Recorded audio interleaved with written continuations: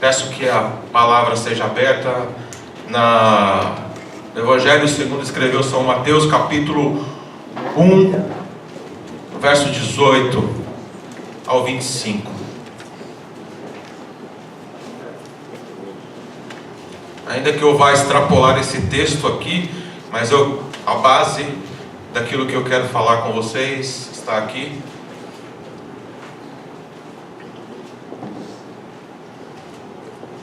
E diz assim: foi assim o nascimento de Jesus Cristo.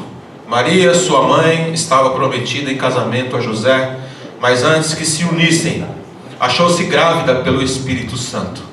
Por ser José, seu marido, um homem justo, e não querendo expô-lo à desonra pública, a desonra pública, pretendia anular o casamento secretamente. Mas depois de ter pensado nisso, apareceu-lhe um anjo, o anjo do Senhor em sonho, e disse: José, filho de Davi, não tema receber Maria como sua esposa, pois o que nela foi gerado procede do Espírito Santo. Ela dará à luz a um filho, e você deverá dar-lhe o nome de Jesus, porque ele salvará o seu povo dos seus pecados. Tudo isso aconteceu para que se cumprisse o que o Senhor dissera pelo profeta: uma virgem conceberá, ou uma virgem ficará grávida, e dará luz a um filho, e lhe chamarão Emanuel, que significa Deus conosco. Ao acordar, José fez o que o anjo do Senhor lhe tinha ordenado, e recebeu Maria como sua esposa. Mas não teve relações com ela, enquanto ela não deu à luz a um filho, ou a Jesus, e ele lhe pôs o nome de Jesus. Eu ontem falei um pouquinho sobre o Natal, o significado do Natal. Na quinta-feira também toquei nesse assunto. Aliás, durante esse mês é comum as palavras serem direcionadas nesse significado do Natal. E para não ficar fora daquilo que eu entendo como essencial para a compreensão da palavra, nós temos que olhar para a história, olhar para o que foi deixado, para o que foi escrito, e o que a palavra do Senhor, aquilo que é mais precioso para nós. E aqui está o relato do nascimento de Jesus. Um relato simples, de uma forma didática, só que tem algo aqui especial. Só quem tem fé, só quem é inspirado pelo Espírito Santo, só quem é filho de Deus verdadeiramente vai confiar nesse relato, vai crer naquilo que está escrito aqui. E também no Evangelho de Lucas, só 2 evangelhos descrevem, só 2 evangelistas descrevem e falam e escreveram a respeito do nascimento de Jesus. E é algo assim que pela fé, irmãos, pela fé nós cremos que foi desse jeito, da maneira como o Senhor revelou aos servos dele, e é algo assim extraordinário, porque é milagre, é milagre. E durante toda a nossa história, desde criança, vocês que estão aqui, e outras gerações, desde este acontecimento, eles ouvem, as pessoas ouviram falar. E pensando um pouquinho na Idade Média, a gente pode até analisar pensando, ou no início da Antiguidade, mas para eles foi fácil, porque os mitos, os relatos, a historiografia da época, a cultura da época, ela era cheia de mitos, cheia de histórias. E mais uma história, não aconteceu, não teve nenhum problema, mas não é bem assim. Eles também creram pela fé, porque nada em toda a história da humanidade, não existe nada igual a um relato como esse. Uma virgem conceberá, uma virgem engravidará, pela ação do próprio Deus. Algo inexplicável. Eu quero falar um pouquinho sobre o significado do Natal. Como eu disse ontem, nós não sabemos o dia exato que Jesus nasceu. A Bíblia não diz, o relato bíblico não fala. E lá atrás, quando a igreja começou a crescer, eles não comemoravam o dia do nascimento de Jesus. Eles comemoravam a morte e ressurreição, e praticamente era todo culto quando eles celebravam a Eucaristia, a Santa Ceia. Eles celebravam a morte e a ressurreição.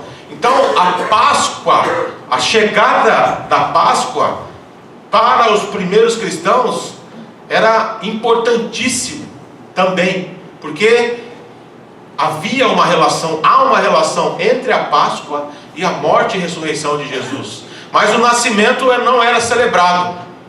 Com a aproximação do rei, do imperador Constantino ao cristianismo, ele misturou ali, ele aproveitou, talvez pensando em alguma palavra do profeta Malaquias, por exemplo: para nós, para aqueles que esperam, nascerá o sol da justiça. Existia um Deus no antigo Império Romano, na cultura romana, que era chamado de Deus Sol. E o dia do seu nascimento era comemorado no dia 25 de dezembro da era cristã, porque o calendário foi mudado várias vezes dentro do Império Romano. E no dia 25 de dezembro era comemorado o dia do nascimento do Deus Sol. E Constantino, com o poder que ele tinha, ele trouxe o nascimento de Jesus e começou então a se comemorar no dia 25 de dezembro, o nascimento de Jesus. Isso é só um resumo dessa parte. É claro que existem outros detalhes, outros pormenores a respeito dessa passagem, desse fato histórico.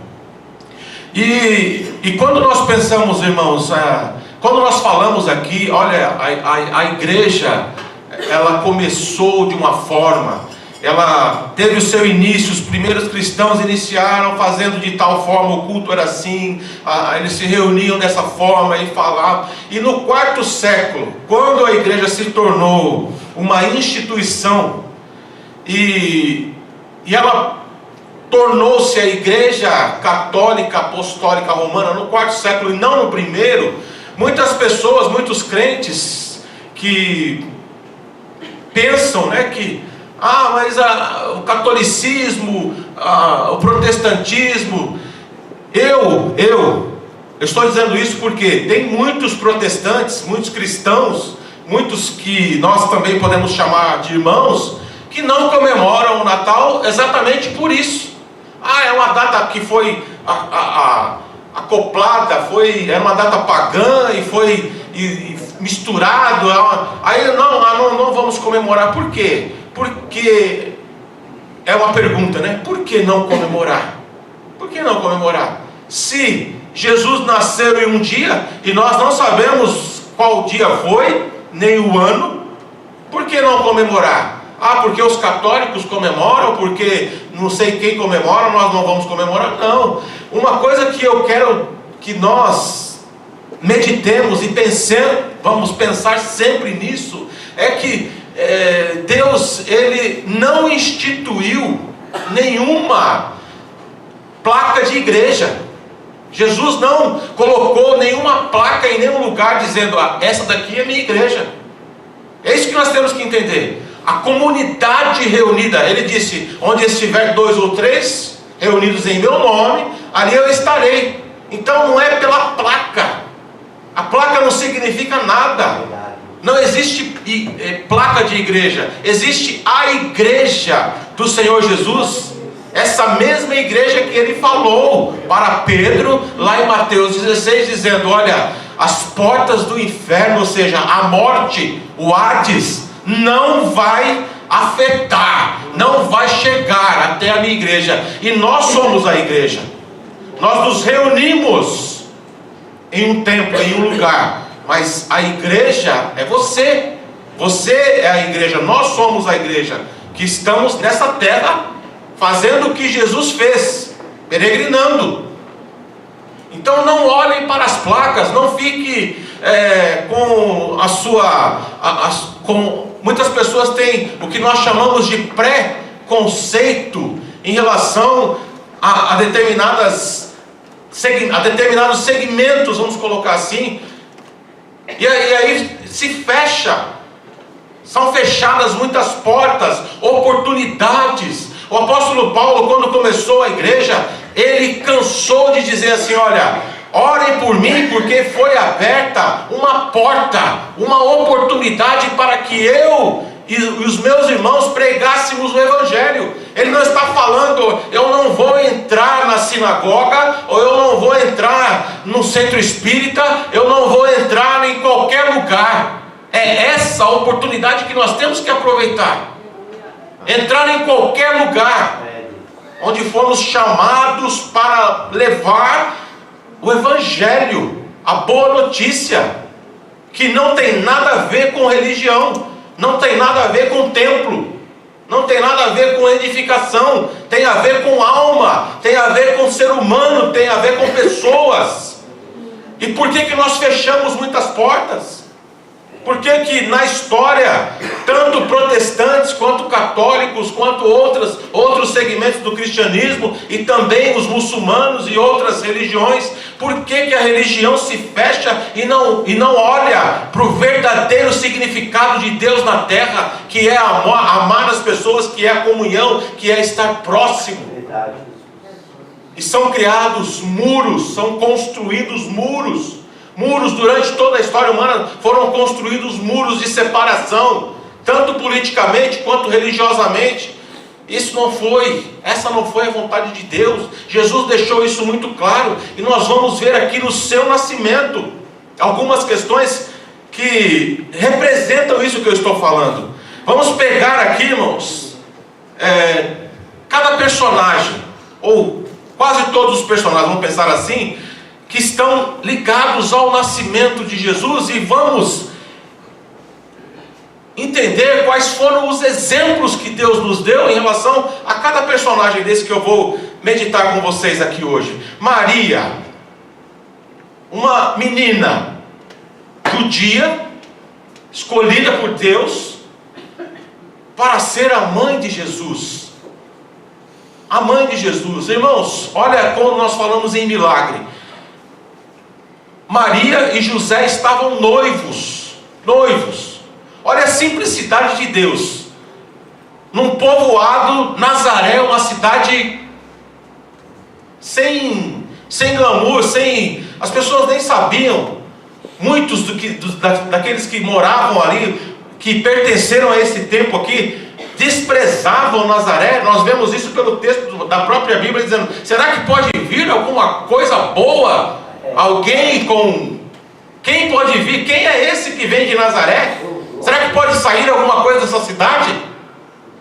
E Deus, ele usa as coisas loucas, aquilo que o homem despreza, aquilo que o homem não dá valor, para confundir os sábios. E Maria estava lá. Nós não temos a base histórica, não sabemos muitas coisas sobre Maria, mas nós sabemos que ela era uma adolescente. O texto dá a entender que ela era uma adolescente e estava noiva, prometida na cultura da época, prometida a José. E de repente Deus escolhe. Max Lucado escreveu um livro chamado Jesus, e ele trata, de uma forma mais poética, o nascimento, sobre o nascimento, fala de uma forma poética sobre o nascimento de Jesus. E ele poeticamente falou: o Deus Criador do universo flutuou no ventre de uma virgem. Que lição o Senhor quer nos dar? Quando Ele se esvaziou e habitou entre nós. E Ele teve que vir à terra de acordo com aquilo que nós entendemos. No corpo de uma mulher, ainda que de uma forma diferente, totalmente diferente. Imaginem só, irmãos, o que passou na cabeça de Maria, se não fora o Senhor, como o Salmo diz, se não fora o Senhor tratar com aquela menina, explicar para ela, falar no seu espírito, diretamente, explicando quais são e por que o Senhor está fazendo isso. O que seria de Maria? Deus, todas as vezes, como foi falado aqui, Deus não faz nada por um acaso. Nada que Deus faz é ao acaso. Tudo que Deus faz tem um propósito. Tudo que Deus faz é para que nós aprendamos. Tudo que Deus fez na minha vida, tudo que Deus fez na tua vida, tem um significado. Ainda que gerou dor, ainda que gerou perda, ainda que gerou qualquer situação que você venha pensar, em tudo nós temos que aprender. Nada, não existe coincidência. Não existe coincidência para aqueles que andam com Deus, para aqueles que conhecem ao Senhor, para aqueles que são chamados pelo Senhor. Não existe coincidência na minha vida e nem na sua vida. José não entendeu também a situação. Como pode? Como pode? Mas uma lição nós temos que aprender, irmãos, com José e com Maria. Eles foram submissos a Deus, submissos à vontade de Deus. Olha o caráter desse homem. Eu não vou defamar. Não vou defamar, porque ele tinha o direito. Ele tinha o direito, pela lei, de expor a sociedade e manchar a vida daquela menina. Mas ele não, secretamente eu vou tentar fazer aqui alguma coisa. Queridos, qual é a minha intenção? Qual é a tua intenção em relação a tudo que acontece?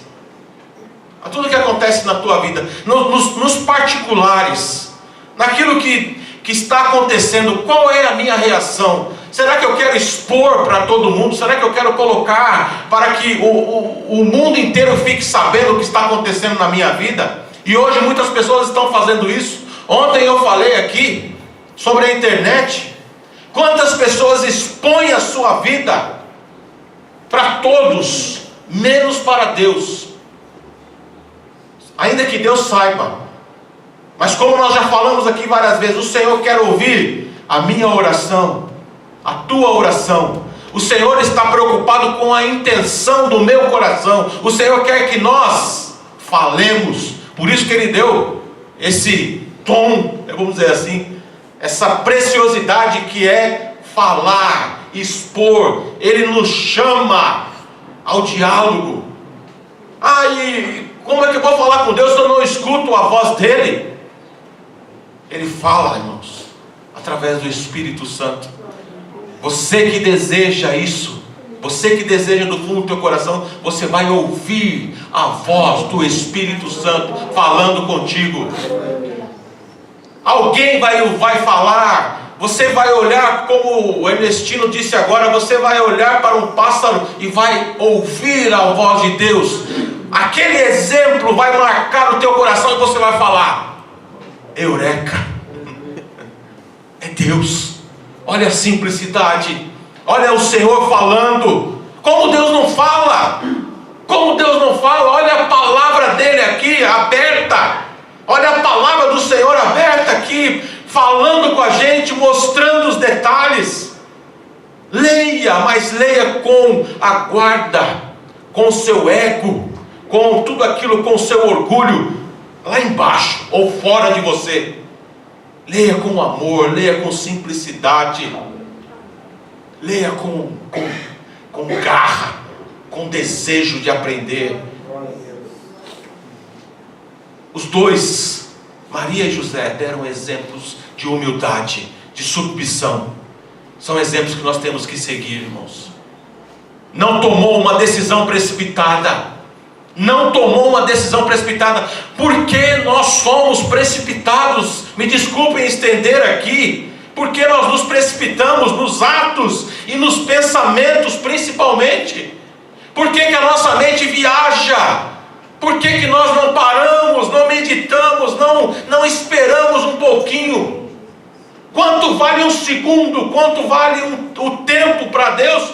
Como nós sempre falamos aqui, às vezes por causa de 2, 3, 4 segundos nós colocamos a perder muitas coisas. Uma palavra que sai, uma atitude. O que José nos mostra aqui é que ele não se precipitou. Maria também da mesma forma. Ela esperou o que Deus iria fazer, porque ela sentiu a presença do Senhor quando o anjo falou com ela. Outros personagens aqui que nós temos que entender: os sábios vindo do Oriente e a estrela. Por que esses homens surgiram nesse relato do nascimento de Jesus? De onde eles vieram? Eles representam, entre outras coisas, a universalidade do amor de Deus. Que o amor de Deus é para todos os homens. Eles representam outras nações. Eles representam o amor de Deus a outras nações. A estrela que eles viram, cientificamente foi comprovado, os cientistas comprovaram que num determinado tempo da história surgiu uma estrela muito grande e muito brilhante, e essa estrela é chamada Estrela de Belém, anunciando o nascimento do Deus conosco. Eles representam essa universalidade do amor de Deus em relação às pessoas. Vieram do Oriente, nós não sabemos. Os sábios, na tradição, na cultura, diz que eles eram reis, mas a palavra não diz. Um outro exemplo que eles nos dão é que eles, sem pensar em nada, eles seguiram essa estrela, instruídos pelo Espírito Santo de Deus. E eles, já sabendo que o Rei dos Reis, o Senhor dos Senhores estava nascendo, cada um pegou um presente, cada um ofereceu alguma coisa dentro da cultura da época, e eles chegaram em Belém, naquele lugar, num lugar simples, e fizeram uma coisa que todos nós temos que fazer: eles adoraram.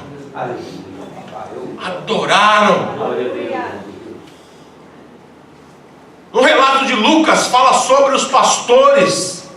Estavam lá pastoreando. E nós sabemos, irmãos, que na cultura da época o pastor não era pastor de ovelhas. Quem dava valor para pastor de ovelha? Os sacerdotes, os levitas, os comerciantes, aqueles que estavam nas cidades. Agora, pastor de ovelha cheira mal. Pastor de ovelha não tem cultura. Pastor de ovelha é só um pastor. O primeiro rei de Israel foi pastor de ovelha. Amém. Jesus disse: eu sou o bom pastor. E o bom pastor dá a vida pelas suas ovelhas.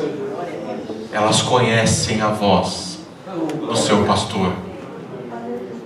E os pastores, no relato de Lucas, estavam lá pastoreando na madrugada. E quem aparece? O anjo do Senhor, explicando o que estava acontecendo. E eles começaram a glorificar e exaltar o nome do Senhor. E o texto de Lucas vai dizer que um coral de anjos começou a cantar: glória a Deus nas alturas e paz na terra aos homens de boa vontade. Um coral de anjos, irmãos, cantando. E eles foram levados também ao lugar onde Jesus estava. Chegaram ali e Maria ficou não entendendo o que estava acontecendo, porque eles chegaram já: aonde está o rei? Aonde está o rei?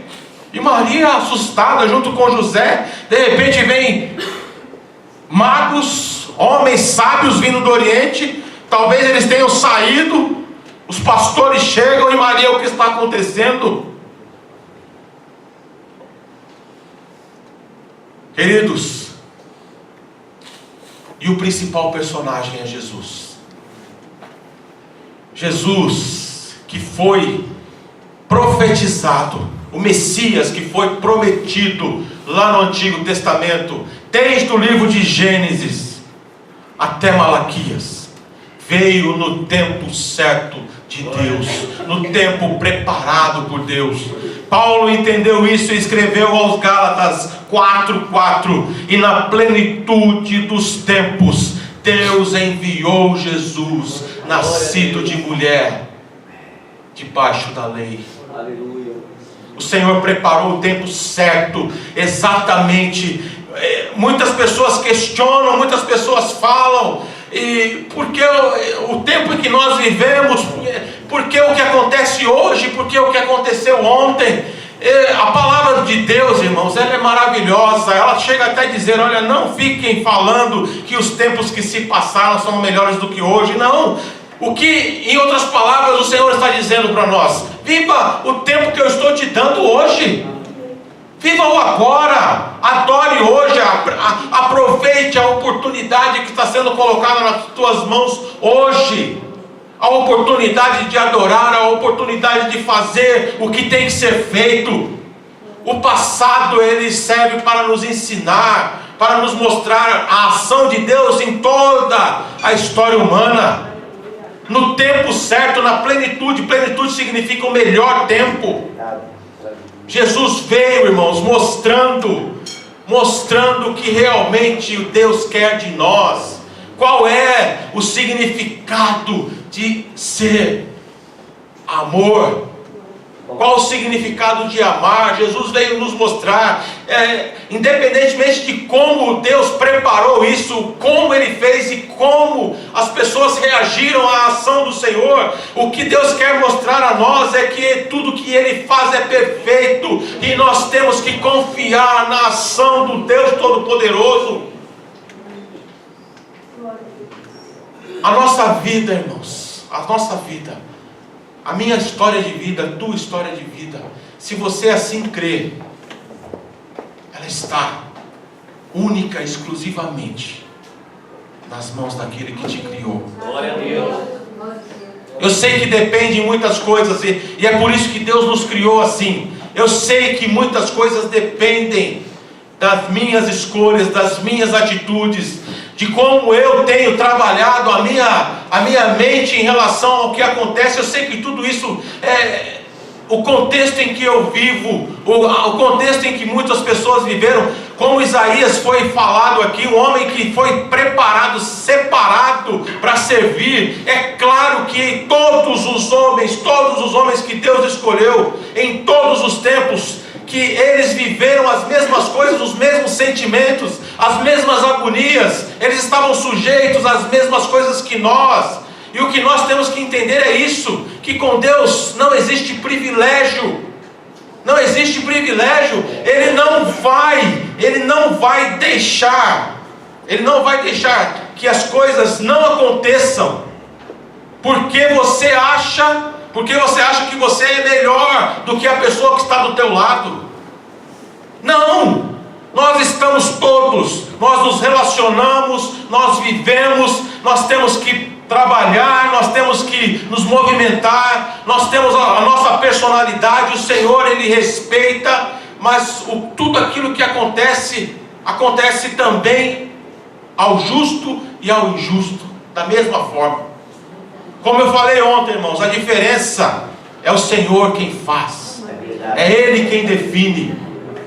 A diferença está na maneira como nós entendemos o que acontece com nós. O que é que você vai fazer com aquilo que acontece com você? Qual é a atitude que você vai ter? Maria esperou, ela não entendeu. Ela não entendeu, mas ela esperou o que Deus iria fazer. Ela esperou, assim como José, assim como Zacarias, pai de João Batista, assim como Isabel, assim como o próprio João Batista entendeu o ministério dele, o chamado. Ele entendeu que ele não deveria casar, ele entendeu através do Espírito Santo de Deus que ele não era igual aos outros homens, mas ele se colocou à disposição de Deus. Sabe qual é o nosso problema? É que nós queremos colocar os nossos interesses, aquilo que eu quero, aquilo que eu gosto, a maneira como eu desejo, na frente da vontade de Deus. E aí nós ficamos com um discurso vazio, com um discurso hipócrita, dizendo: seja feita a vontade de Deus na minha vida. Só que muitos não andam assim, muitos não aceitam o que Deus tem proporcionado, seja na hora da dor, seja na hora da angústia, ou na hora que nós venhamos a perder. Muitos não aceitam e criticam ao Senhor, e brigam com Deus, e falam: Senhor, o que está acontecendo? Por que justo eu? Por que isso tem que acontecer comigo? O que é que você tem feito com as agruras que a vida tem lhe imposto? O que é que eu tenho feito, irmãos? Qual é a minha reação? A palavra de Deus, ela deixa clara que Deus não tolera murmuradores. Deus não tolera. Essa é a palavra verdadeira. Deus não tolera murmuradores. Aqueles homens que saíram do deserto, quando Deus os tirou lá do Egito, todos os murmuradores, todos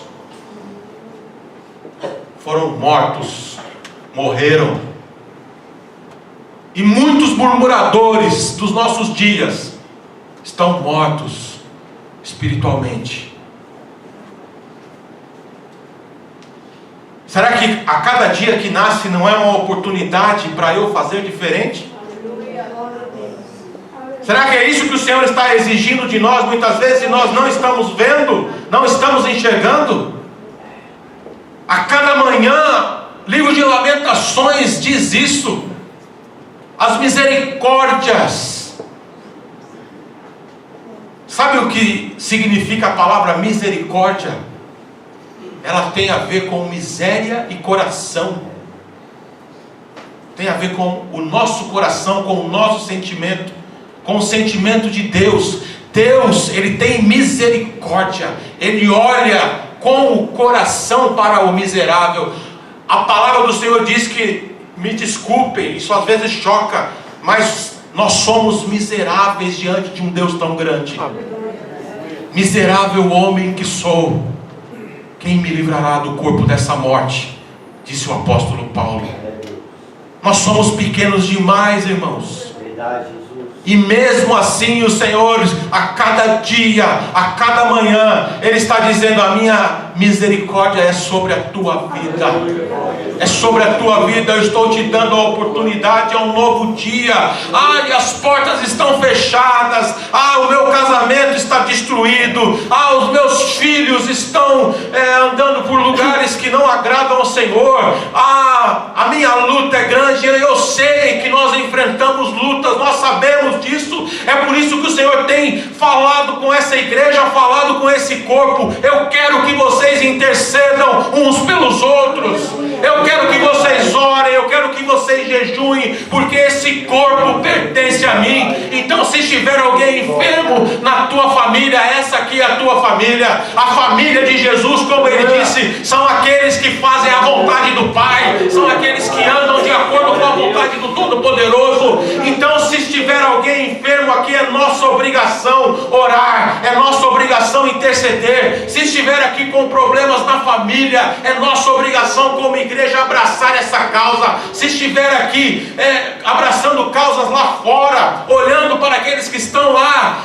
precisando de uma palavra de conforto, é dever da igreja unir-se a essa pessoa para que nós possamos fazer a obra do Senhor como bons samaritanos e parar de reclamar da vida, parar de murmurar, não olhar para o seu próprio umbigo, mas olhar para o que Deus tem para a minha vida, para a tua vida. Porque quando eu olho para o próximo, quando eu amo o meu próximo, os meus problemas, as minhas preocupações, o Senhor tem cuidado, o Senhor tem sanado, o Senhor tem colocado óleo nas minhas feridas, nas tuas feridas. Quando você age assim, o Senhor tem te dado água, o Senhor tem te dado pão, o Senhor tem te dado vida. O nosso Deus é o Deus de Abraão, de Isaac e Jacó, o mesmo que prometeu que seriam benditas todas as famílias da terra. Nós precisamos abraçar essa profecia, esse amor de Deus, e acreditar que a minha família é bendita nessa terra, para a glória do nosso Deus. Aleluia. Glória a Deus.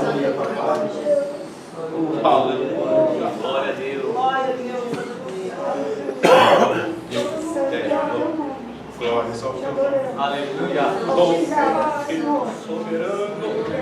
Glória a Deus. Qual o significado da estrebaria? Qual o significado da estrebaria? Como pode o Rei dos Reis nascer num lugar onde só existiam animais? Onde os bois, as cabras comiam? O que o Senhor quis nos mostrar com isso, irmãos? Vá procurar Jesus no palácio. Ele mesmo disse: vocês não vão me encontrar. Vocês vão me encontrar com os pobres, com os oprimidos, com aqueles que precisam de um milagre. É lá que vocês vão me encontrar, na estrebaria, com os animais, com os humildes, com Maria, José, com os pastores. O que o Senhor quis nos mostrar, irmãos? Humildade. Humildade.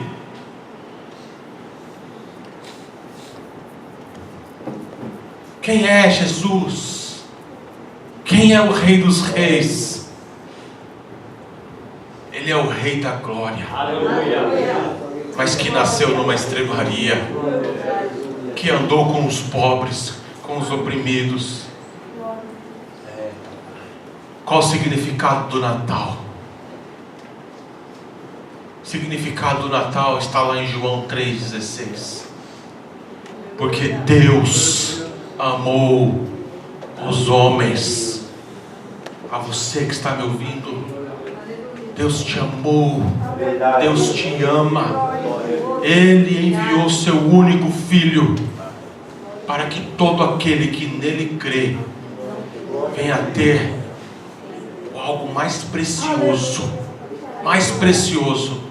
porque o teu Espírito é eterno.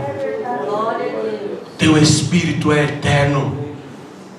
Muitas pessoas não entendem, irmãos, mas o teu Espírito é eterno. Não viva grudado na correria da terra.